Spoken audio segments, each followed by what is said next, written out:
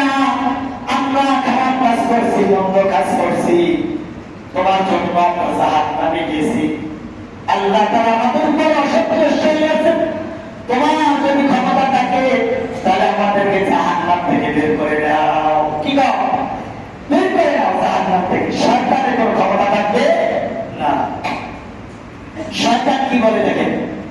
শয়তান বলবে, জাহান্নামে তোমরা শুধু শুধু আমাকে দর্শন করো না, তোমরা শুধু শুধু আমার উপরে বসাই দিও না। শয়তান কোরআনের আয়াত তেলাওয়াত করে বলবে, ওয়াকাল শাইতানু লাম্মা কুদিয়াল আমরু ইন্নাল্লাহা ওয়া'আদাকুম ওয়া'দাল হাক্ক। শয়তান কোরআনের আয়াত তেলাওয়াত করে বলবে, ও জাহান্নামে শোনো, আল্লাহ তাআলা তোমাদেরকে দুনিয়া থাকাকালীন যে প্রতিশ্রুতি দিয়েছিল, যে আশা দিয়েছিল, যে তোমাদেরকে বর্ষা দিয়েছিল, তোমরা যদি আমি আল্লাহ ইবাদত করো, তোমরা যদি রোজা রাখো, তোমরা যদি রোজাদার গ্রেফতারি করো, তোমরা যদি একজন এতিমকে সাহায্য করো, তোমরা যদি একটি মেয়ের বিবাহ হচ্ছে না তাকে বিবাহের ব্যবস্থা করে দাও, তোমরা যদি মসজিদে বসে সজ্জা করো, আমি আল্লাহর প্রশংসা করো, আমি আল্লাহর ইবাদত করো, আমি আল্লাহ তাআলা সন্তুষ্ট হয়ে তোমাকে জান্নাত দেব।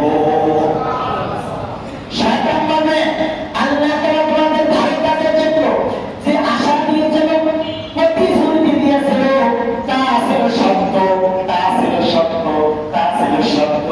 আর আমি শয়তান তোমাদেরকে দাওয়াত দিয়েছিলাম খারাপ কাজের বিধানে, খারাপ কাজের জন্য, জেনার দিকে, নামাজ থেকে বিরত রাখার জন্য, রোজা থেকে বিরত রাখার জন্য, হজ থেকে বিরত রাখার জন্য আমি তোমাদেরকে যে আহ্বান করছিলাম তা ছিল মিথ্যা।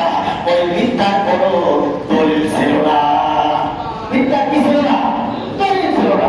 আপনাকে আমি কোরআনের আয়াত তেলাওয়াত করে শোনাইতেছি, আপনি বিশ্বাস করেন না, কিন্তু আপনি মনে মিথ্যা, কানে মিথ্যা, শয়তানে ঠিকই দাঁড়াইতেছে। এটা তাদের ব্যবসা। এটা কি হুজুরদের ব্যবসা? হুজুরা কি করে খাবে? এদের ব্যবসা। এই হুজুরদের ব্যবসা করে ঠিকই শয়তান আপনি কি করছে? খারাপ করতেছে। তারপর দলিল নেই, তারপর দলিল আছে।